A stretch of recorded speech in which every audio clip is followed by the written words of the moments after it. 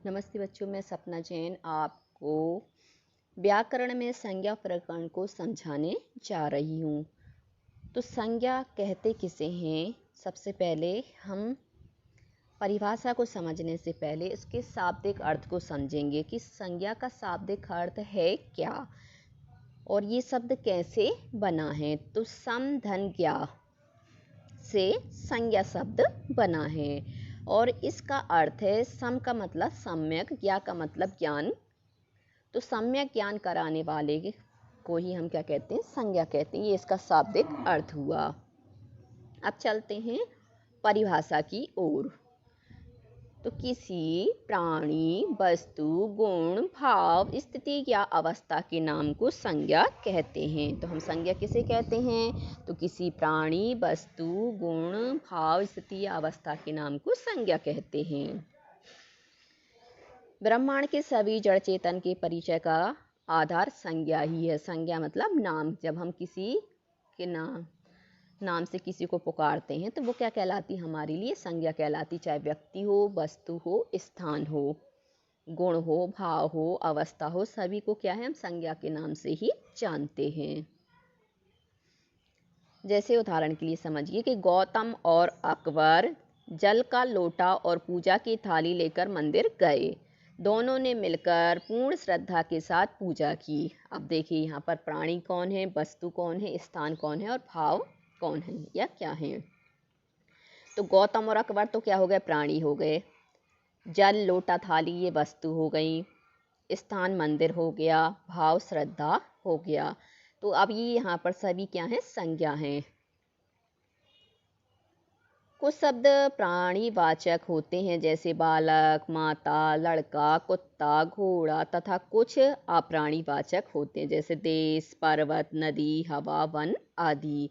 इसी प्रकार कुछ संज्ञाएं गणनीय होती, गणनीय मतलब गिनने के योग्य, तथा कुछ अगणनीय जिन्हें गिना नहीं जा सकता है वे गणनीय, तथा जिन्हें नहीं गिना जा सकता है वे अगणनीय होती हैं। बालक, माता, लड़का, कुत्ता, घोड़ा, देश आदि गणनीय संख्या, इनको हम गिन सकते हैं, जबकि हवा को नहीं गिन सकते, पानी को नहीं गिन सकते, दूध को नहीं गिन सकते, लोहा को नहीं गिन सकते, गेहूँ आदि अगणनीय संज्ञाएं हैं। जिनको हम गिन नहीं सकते वो अगणनीय और जिनको गिन सकते वो गणनीय। अब आते हैं हम संज्ञा के भेद पर। तो संज्ञा के कितने भेद हैं? तो संज्ञा के निम्नलिखित 5 भेद होते हैं। कौन कौन से होते हैं? तो व्यक्तिवाचक संज्ञा, जातिवाचक संज्ञा, भाववाचक संज्ञा, द्रव्यवाचक संज्ञा और समूहवाचक संज्ञा। सबसे पहले हम समझेंगे व्यक्तिवाचक संज्ञा। तो व्यक्तिवाचक संज्ञा किसे कहते हैं? जो संज्ञा शब्द किसी विशेष व्यक्ति के या विशेष नाम के व्यक्ति, प्राणी, वस्तु या स्थान का बोध कराएं उन्हें व्यक्तिवाचक संज्ञा कहते हैं। मतलब जो संज्ञा है प्राणी, वस्तु, गुण, भाव, स्थिति, अवस्था, इसी में यदि विशेष शब्द लग जाता है, वो किसी चीज़ के लिए प्रसिद्ध हो जाते, तो ऐसी चीज़ों को हम क्या कहते हैं? व्यक्तिवाचक संज्ञा कहते हैं। जैसे अब्राहम लिंकन, ये प्रसिद्ध व्यक्ति हो गए। ध्रुव प्रसिद्ध हो गया। राम प्रसाद प्रसिद्ध हैं। कामधेनु प्रसिद्ध है। चेतक प्रसिद्ध है। ऐरावत हाथी प्रसिद्ध है।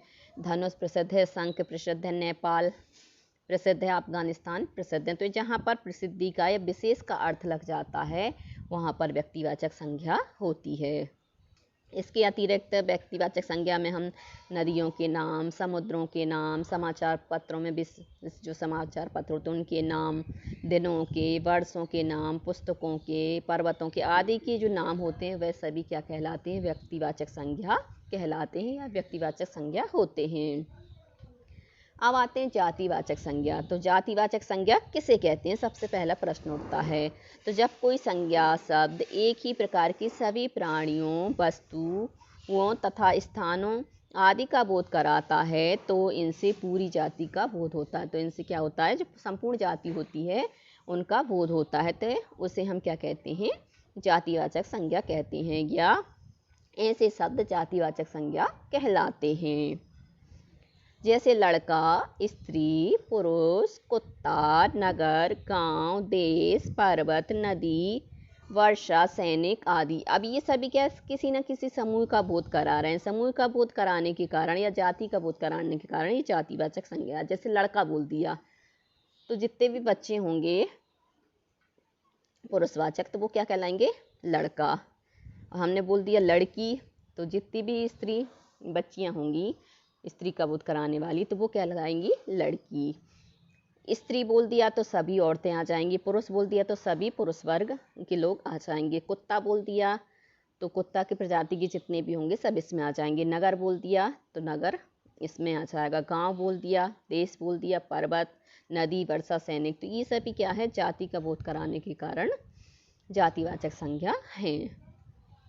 अब भाववाचक संज्ञा, जैसे नाम से ही स्पष्ट हो रहा है कि जहाँ पर भाव निकलता है, स्थिति या अवस्था निकलती है, वहाँ पर क्या होता है, जातिवाचक संज्ञा होता है। तो इसको परिभाषा से समझते हैं कि जब कोई संज्ञा शब्द एक ही प्रकार के सभी प्राणियों, वस्तुओं तथा स्थानों आदि का बोध कराता है तो इनसे पूरी जाति का बोध होता है। तो क्या होता है, इनसे पूरी जाति का समूह का बोध होता है। इसलिए इन्हें हम क्या कहते हैं, ये जातिवाचक पे चले गए। भाववाचक संज्ञा पर थे हम। जिन शब्दों से संज्ञा के गुण, दोष, भाव, अवस्था, स्थिति आदि का बोध होता है उन्हें भाववाचक संज्ञा कहते हैं। जैसे वीरता, धैर्य, अच्छाई, करुणा, थकान, गुलामी, परतंत्रता आदि।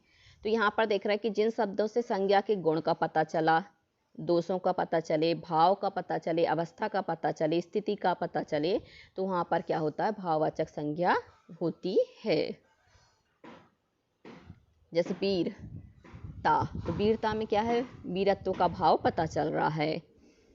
हमने बोला धैर्य, तो इसमें धीरज का भाव पता चल रहा है। अच्छाई में अच्छा होने का भाव पता चल रहा है। करुणा में दया का भाव पता चल रहा है। थकान में कमजोरी का भाव महसूस हो रहा है। गुलामी में परतंत्रता का भाव महसूस हो रहा है, मतलब हम किसी की गुलामी करते मतलब उसके अंडर में है, तो एक भाव निकल रहा है। परतंत्रता भी एक भाव निकल रहा है। भाववाचक संज्ञाओं को देखा या छुआ नहीं जा सकता, इनका केवल अनुभव किया जा सकता है। मतलब हम इनको देख नहीं सकते, छू नहीं सकते, सिर्फ अनुभव कर सकते। जैसे हवा है, तो हवा जब चलती है तो हम क्या देख पाते हैं, सिर्फ हम क्या कर पाते हैं, महसूस कर पाते हैं। ऐसे ही भाववाचक संज्ञा में हम क्या है, इन चीज़ों का अनुभव कर पाते हैं, इन्हें देख और छू नहीं पाते। द्रव्यवाचक संज्ञा, जिन संज्ञा शब्दों से विभिन्न पदार्थों का बोध होता है उन्हें द्रव्यवाचक संज्ञा कहते हैं। तो यहाँ पर जैसे दिया है लोहा, चांदी, सोना, पीतल, गेहूं, चावल, जल, दूध, तेल आदि, ये क्या है, द्रव्यवाचक संज्ञा हैं। तो ये सभी क्या है, पदार्थ हैं। अब आए हैं समूहवाचक संज्ञा। तो जिन शब्दों से संज्ञा के समूह का बोध हो उन्हें समूहवाचक संज्ञा कहते हैं। जैसे कक्षा, दल, सेना, भीड़, गुच्छा, सभा, गिरोह आदि। तो जहाँ पर समूह का बोध होता है, जैसे कक्षा बोल दिया तो यहाँ पर क्या है, समूह का बोध हो रहा है। दल बोल दिया तो समूह का बोध हो रहा है। सेना बोल दिया तो सेना जाति का बोध हो रहा है। गुच्छा बोल दिया तो क्या है, चाबी का गुच्छा, अंगूर का गुच्छा, तो क्या एक समूह का बोध हो रहा है। गिरोह बोला तो क्या है, जैसे डाकुओं का गिरोह, तो डाकुओं का एक समूह है तो उसे हम गिरोह कहते हैं। तो यहाँ पर समूह का बोध होने के कारण समूहवाचक संज्ञा है। अब चलते हैं हम अगले पृष्ठ पर। अगले पृष्ठ में हम देखेंगे भाववाचक संज्ञाओं की रचना, मतलब जो भाववाचक संज्ञा कैसे बनती है, हम कैसे भाववाचक संज्ञा को बना सकते हैं। तो भाववाचक संज्ञाओं की रचना 5 प्रकार के शब्दों से होती है। जातिवाचक संज्ञाओं से, सर्वनामों से, विशेषणों से, क्रियाओं से, अव्यय शब्दों से। तो जाति का बोध कराने वाले शब्दों को हम जातिवाचक संज्ञा कहते हैं। सर्वनाम किसे कहते हैं, जो संज्ञा के स्थान पर प्रयुक्त होते हैं उन्हें हम सर्वनाम कहते हैं। जैसे वह, मैं, तू, आप, हम। विशेषणों से, तो विशेषण किसे कहते हैं, तो संज्ञा या सर्वनाम की विशेषता बताने वाले शब्दों को हम विशेषण कहते हैं। तो ऐसे शब्द आ जाएंगे। और क्रियाओं से, तो यहाँ पर क्या, क्रिया से भी भाववाचक संज्ञा बनती है। अव्यय मतलब जो खर्च नहीं होते, ज्यों के त्यों रहते हैं, जैसे प्रति, प्रत्येक ऐसे जो शब्द हैं वह किस में अव्यय शब्द के कहलाते आ आदि। अब आते हैं जातिवाचक संज्ञाओं से भाववाचक संज्ञा कैसे बनाते हैं। तो जातिवाचक संज्ञा दिया है, अब हम इसको भाववाचक संज्ञा में कैसे परिवर्तित करते हैं देखते हैं। जैसे शिक्षक, ये जातिवाचक संज्ञा है। शिक्षक अध्यापक ये क्या एक जाति को बता रहे हैं, मतलब जितने हमें पढ़ाने वाले होते हैं वो हमारे क्या कहलाते हैं, शिक्षक कहलाते हैं। इसका भाववाचक संज्ञा बनेगी शिक्षा। भाई से भाईचारा, मनुष्य से मनुष्यता, मित्र से मित्रता, प्रभु से प्रभुता, सेवक से सेवा, सज्जन से सज्जनता। तो यहाँ पे क्या भाव निकलने के कारण ही भाववाचक संज्ञा हो गए। ऐसे देव, देव से देवत्व, माता से मातृत्व, मजदूर से मजदूरी, परिवार से पारिवारिक, दास से दासता, बच्चा से बचपन, डाकू से डाका या डकैती। तो ये देखा हमने जातिवाचक संज्ञाओं से हमने भाववाचक संज्ञा कैसे बनाई। अब आते हैं सर्वनामों से भाववाचक संज्ञा, मतलब जो सर्वनाम शब्द हैं उनसे हम भाववाचक संज्ञा कैसे बना सकते हैं। अपना सर्वनाम है, इसमें हम त्व प्रत्यय लगा देंगे तो हो जाएगा अपनत्व। अपनत्व बोलते ना कि ये हमारे अपने हैं, ऐसे बोलते हैं। तो जब हमें उनमें प्रगाढ़ प्रेम हो जाता है तो हम बोल देते हैं इससे मेरा बहुत ज़्यादा अपनत्व है। तो एक भाव निकल रहा है, मतलब बहुत ज़्यादा मुझे इससे प्रेम है।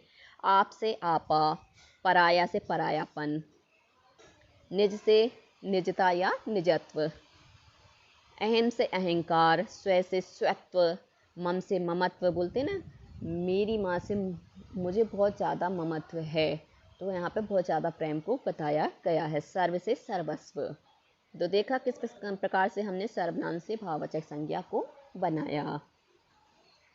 अब हम विशेषणों से भाववाचक संज्ञा को बनाएंगे। विशेषण में जैसे दिया मीठा, तो मीठा में हमने आस प्रत्यय जोड़ा तो क्या हो गया मिठास। तो जो भी अच्छी चीज़ होती मीठी रस देने वाली, तो हम क्या कहते हैं इस चीज़ में बहुत मिठास है। जैसे फल मीठा होता तो हम कहते हैं इस फल में तो बहुत ज़्यादा मिठास है। तो अब यहाँ पे एक भाव निकल रहा है, इस कारण से ये भाववाचक संज्ञा बन गई। गर्म में ई लग गया तो क्या हो गया गर्मी, गर्मी का क्या भाव निकल रहा है। कटु में ता लग गया तो कटुता, कटुता मतलब एक कठोरता का भाव निकल रहा है, कटु स्वभाव का भाव निकल रहा है। प्रसन्न में ता लगा तो हो गया प्रसन्नता। उदास में ई लग गया तो हो गया उदासी। बोलते हैं ना उदास, चारों ओर उदासी सी छाई हुई है, तो यहाँ पर भाव निकल आया। छोटा से छुटपन, दुष्ट से दुष्टता, तीव्र से तीव्रता, पीला से पीलापन, मोटा से मोटापा। अब क्रियाओं से भाववाचक संज्ञा बनानी। हम यहाँ पे क्या है क्रियाएं दी हुई हैं, उन क्रियाओं से हम क्या करेंगे भाववाचक संज्ञा बनाएंगे। जैसे खोजना क्रिया है तो खोजना क्रिया का भाव निकलेगा खोज में। उड़ना उड़ान, गाना से गान, गान क्या है भाव है। जलना से जलन, जब हम जल जाते हैं तो हम कहते हैं ना हमें बहुत ज़्यादा जलन हो रही, तो जलन एक क्या है भाव निकल रहा है। जीतना का भाव निकलेगा जीत। काटना का कटाई, खेलना का खेल, चिल्लाना का चिल्लाहट, सजाना का सजावट, चढ़ना का चढ़ाई या चढ़ाव। तो यहाँ पे हमने क्रियाओं से भाववाचक संज्ञा बनाई। अब अव्यय शब्दों से निकट, तो निकट अव्यय शब्द है, ये बदलता नहीं है, जो का त्यों रहता है, इसलिए इसे अव्यय कहा जाता है। इसमें ता प्रत्यय लगा देंगे तो निकटता। तो निकटता क्या एक भाव हो गया, समीप का एक भाव निकल आया। समीप में ता लगाया तो समीपता। ऐसे ही हम देखेंगे दूर में हम ई प्रत्यय लगा देंगे तो भाव निकलेगा दूरी का। नीचे में हम आई लगाएंगे नीच में तो हो जाएगा निचाई। ऊपर में ई लगा दिया तो ऊपरी। बोलते तुम तो ऊपरी ऊपरी ये काम करते, मतलब दिखावे के लिए, तो एक भाव निकल रहा है। शीघ्र में ता प्रत्यय लगा दिया तो शीघ्रता। धिक में कार लगा दिया तो धिक्कार। धिक्कार एक भाव निकल रहा है, जब कोई अच्छा कार्य नहीं करता था हम कहते हैं इस पर तो धिक्कार है। मना में ही लग गया तो हो गया मनाही। अब यहाँ पर विशेष बात समझने की है कि व्यक्तिवाचक और भाववाचक संज्ञाओं का जातिवाचक संज्ञा के रूप में प्रयोग कैसे होता है। व्यक्तिवाचक संज्ञा है और भाववाचक संज्ञा है। अब इसको जातिवाचक संज्ञा के रूप में कैसे प्रयोग करेंगे। तो व्यक्तिवाचक और भाववाचक संज्ञाएं एक वचन में प्रयुक्त होती हैं। दोनों ही संज्ञाएं किस में प्रयुक्त होती हैं, प्रयोग में ली जाती हैं एक वचन में। किंतु जब विशेष स्थितियों, आवश्यकताओं अथवा रूढ़ियों के कारण इन्हें एक व्यक्ति या भाव के लिए प्रयुक्त न करके व्यक्ति सामान्य या भाव सामान्य के लिए प्रयुक्त किया जाता है, तो ये जातिवाचक संज्ञाएं बन जाती हैं। नियम क्या है कि यदि एक व्यक्ति है तो एक वचन होना चाहिए, या एक भाव निकल रहा तो एक वचन होना चाहिए, परंतु यहाँ पे बताया कि जब विशेष स्थितियों, विशेष आवश्यकताओं, विशेष रूढ़ियों के कारण इन्हें एक व्यक्ति या भाव के लिए प्रयुक्त ना करके क्या है, सामान्य भाव के लिए या सामान्य व्यक्ति के लिए प्रयुक्त किया जाता है, तो ये क्या है, जातिवाचक संज्ञाएं बन जाती हैं। उस समय ये बहुवचन भी हो सकती हैं, जैसे वह तो विभीषण निकला, अपनों को ही धोखा दे गया। तो यहाँ पर विभीषण क्या है, विशेष है, फिर भी क्या है, यहाँ पर वचन का प्रयोग क्या किया गया, एक। और विभीषण में क्या है, जाति बन गई कि वह तो विभीषण निकला, अपनों को ही धोखा दे दिया गया। मतलब जो अपनों को धोखा देता है उसे हम क्या कहते हैं, विभीषण। इस अभागे सूरदास की मदद करो, तो मतलब जो अंधा होता है तो उसके लिए हम क्या प्रयोग करते हैं, सूरदास। तो सूरदास क्या है, एक जाति में प्रसिद्ध हो गया। ऊंचाइयां नापनी हो तो हिमालय की सैर करो, तो ऊंचाइयां जो शब्द है वह क्या है, जातिवाचक है। कश्मीर सुंदरताओं की जन्मभूमि है, तो सुंदरताओं, यहाँ पर जो सुंदरता है वह जाति के लिए प्रसिद्ध है, इसलिए जातिवाचक संज्ञा हो गई।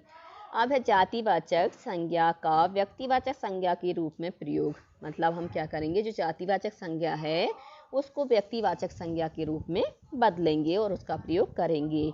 कभी कभी कोई जातिवाचक संज्ञा जाति का बोध ना कराकर व्यक्ति विशेष का भी बोध कराती हैं, ऐसे में वह व्यक्तिवाचक संज्ञा बन जाती हैं। कैसे बन जाती हैं, तो देखते हैं कि यह देश गांधी और नेहरू का है, तो गांधी और नेहरू क्या है, एक जाति के लिए प्रसिद्ध हैं। फिर भी यहाँ पर क्या बन गई है, व्यक्तिवाचक। कैसे, महात्मा गांधी क्या है, एक विशेष व्यक्ति हो गए, इस कारण से व्यक्तिवाचक संज्ञा। जवाहरलाल नेहरू क्या है, एक व्यक्ति विशेष है, इसलिए यहाँ पर क्या हो गया, व्यक्तिवाचक संज्ञा है। तो ये जाति को बता रहे हैं, या गांधी जाति को बता रहे हैं, नेहरू जाति को बता रहे हैं, परंतु क्या है, व्यक्तिवाचक संज्ञा में बदलने के कारण ये महात्मा गांधी और जवाहरलाल नेहरू हो गए, तो व्यक्तिवाचक संज्ञा हो गए।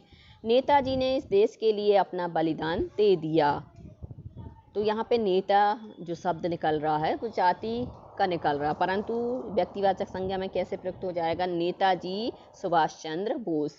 अब यहाँ पे क्या है, विशेष व्यक्ति होने के कारण ये व्यक्तिवाचक संज्ञा हो गए। अब चलते हैं हम अभ्यास कार्य की ओर। सही कथन के सामने सही तथा गलत कथन के सामने गलत का निशान लगाइए।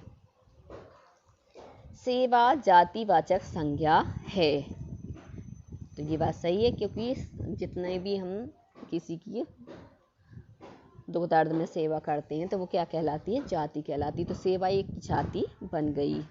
लंबाई भाववाचक संज्ञा है, तो लंबाई में आई प्रत्यय लगने से भाववाचक संज्ञा बन गया, तो ये सही है कि भाववाचक संज्ञा है।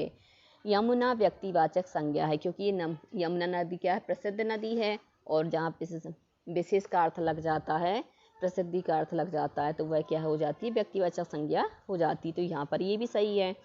सोना द्रव्यवाचक संज्ञा है, ये भी सही है, सोना क्या है, एक द्रव्य है। भीड़ समूहवाचक संज्ञा है, ये भी सही है, जहाँ पर बहुत सारे लोग एकत्रित हो जाते हैं तो उसे हम क्या कहते हैं, भीड़, तो ये सही है।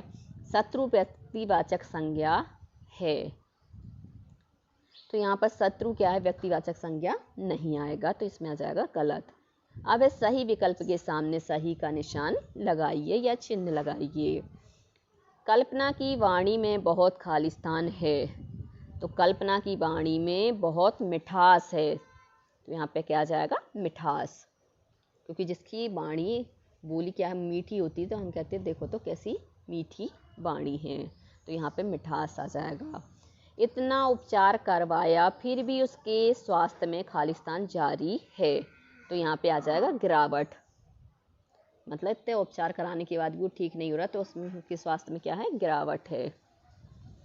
नेताजी से हमारे खालिस्तान संबंध हैं, तो इसमें आ जाएगा पारिवारिक।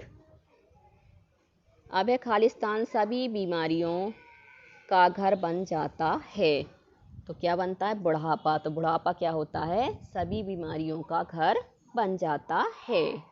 अब चलते हैं अगले पृष्ठ की ओर। अगले पृष्ठ पर अगला प्रश्न, हमें अपने खालिस्तान पर विश्वास होना चाहिए।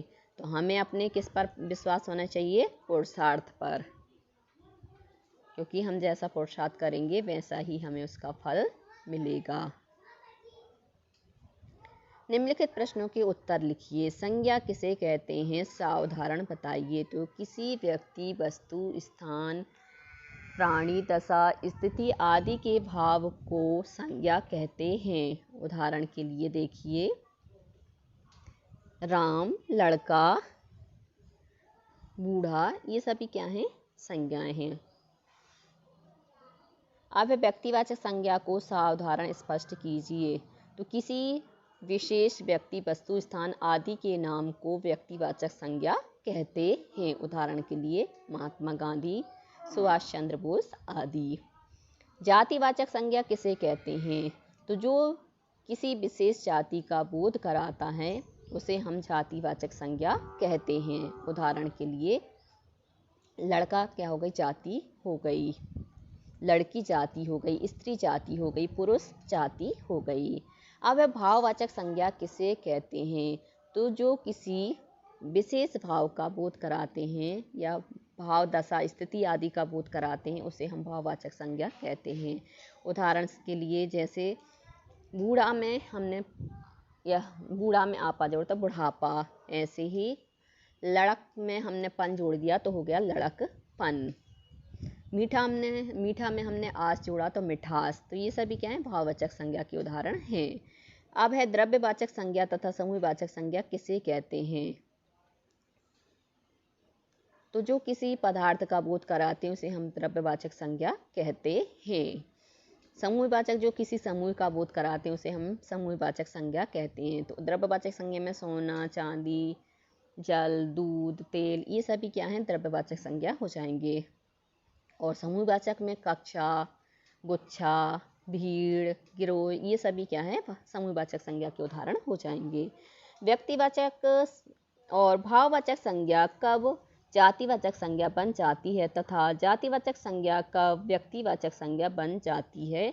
उपयुक्त उदाहरण देकर समझाइए। तो सबसे पहले हम पहले वाले प्रश्न को समझेंगे, क्योंकि एक साथ समझेंगे तो थोड़ा हमें कन्फ्यूजन हो जाएगा। तो व्यक्तिवाचक और भाववाचक संज्ञा कब जातिवाचक संज्ञा बन जाती है? तो व्यक्तिवाचक और भाववाचक संज्ञा तब जातिवाचक संज्ञा बन जाती है जब क्या है? वो किसी जाति के लिए या जाति का बोध कराती है।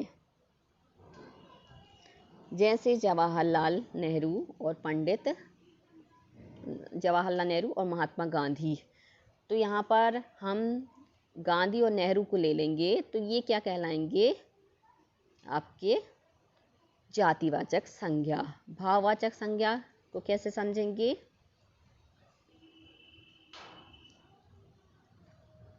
मीठा है तो मीठा में जब मिठास है तो मिठास को जब हम जातिवाचक में परिवर्तित कर देंगे तो जितनी भी मिठाइयाँ होती हैं तो उनमें क्या होती है? मीठापन होता है।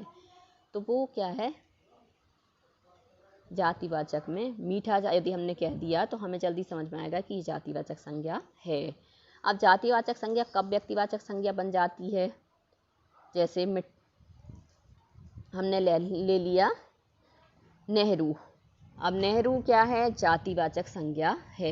गांधी जातिवाचक संज्ञा है। अब ये व्यक्तिवाचक संज्ञा कब बन जाएगी? जब हम इनकी विशेष नाम लगा देंगे। जैसे हमने ले लिया महात्मा गांधी तो अब ये क्या हो गई? व्यक्तिवाचक संज्ञा। हमने ले लिया पंडित जवाहरलाल नेहरू तो अब ये क्या हो गई? व्यक्तिवाचक संज्ञा हो गई। जातिवाचक थी नेहरू और गांधी, परंतु यहाँ पर आके विशेष शब्द लगने के कारण ये हो गई व्यक्तिवाचक संज्ञा। उपयुक्त उदाहरण देकर समझाइए। उदाहरण सहित समझा दिया मैंने। आप चलते हैं निम्नलिखित प्रश्न शब्दों से बनी भाववाचक संज्ञाओं पर सही का निशान लगाइए। जैसे नीच, नीच की हमें भाववाचक संज्ञा बनानी है तो हो जाएगा नीचता। बोलते ना कैसी नीचता दिखाती है ये, मतलब नीचापन। यहाँ पे नीचाई, नीचता और नीचापन। तो तो हमें भाववाचक संज्ञा बनानी है, तो यहाँ पे नीचता भी क्या है, एक भाव का द्योतक है। अब है लंबा, तो लंबा में जो इसका भाववाचक संज्ञा को बताएगा वो बताएगा लंबाई। बच्चा तो आ जाएगा बचपन। सज्जन तो आ जाएगा सज्जनता। अब है अहम, तो हो जाएगा अहंकार। भाववाचक संज्ञाएं बनाइए। डाकू का डकैती, गिरना का गिरावट, प्रभु का प्रभुता या प्रभुत्व, काला का कालापन, ठंडा का ठंडाई, चोर का चोरी, प्रसन्न में हो जाएगा प्रसन्नता, दुष्ट का दुष्टता, गरीब का गरीबी। तो आप देख रहे हैं यहाँ पर भाववाचक संज्ञाएं ये लग गई। भाववाचक संज्ञाओं में अधिकांश आप देखेंगे तो अंत में प्रत्यय लगाकर हम क्या है भाववाचक संज्ञा को बना सकते हैं। निम्नलिखित शब्दों का संज्ञा भेद लिखिए। तो हमें यहाँ पर संज्ञा के भेद बताना है कि कौन सी संज्ञा है। नगर, अच्छाई, पीतल, घोड़ा, उड़ान, दूध, गोदावरी, पर्वत, सेना। तो नगर आपकी क्या हो जाएगा, जातिवाचक संज्ञा हो गया। अच्छाई भाववाचक संज्ञा हो गई। पीतल द्रव्यवाचक संज्ञा हो गई। घोड़ा व्यक्तिवाचक संज्ञा हो गई। घोड़ा यदि हम जाति में लें तो जातिवाचक संज्ञा भी आ जाएगी। उड़ान भाववाचक संज्ञा। दूध द्रव्यवाचक संज्ञा। गोदावरी व्यक्तिवाचक संज्ञा। पर्वत आपके जातिवाचक संज्ञा में आ जाएगा। सेना समूहवाचक संज्ञा में आ जाएगा। अब है निम्नलिखित वाक्यों में से संज्ञाएं छांटिए और उनके भेद लिखिए। हमें यहाँ क्या करना है, संज्ञा को छांटना है और फिर संज्ञा का नाम बताना है। फतेहपुर सीकरी आगरा में है। तो यहाँ पर संज्ञा क्या है, आगरा, और आगरा क्या है, एक विशेष शहर है, इसलिए हो जाएगा व्यक्तिवाचक संज्ञा।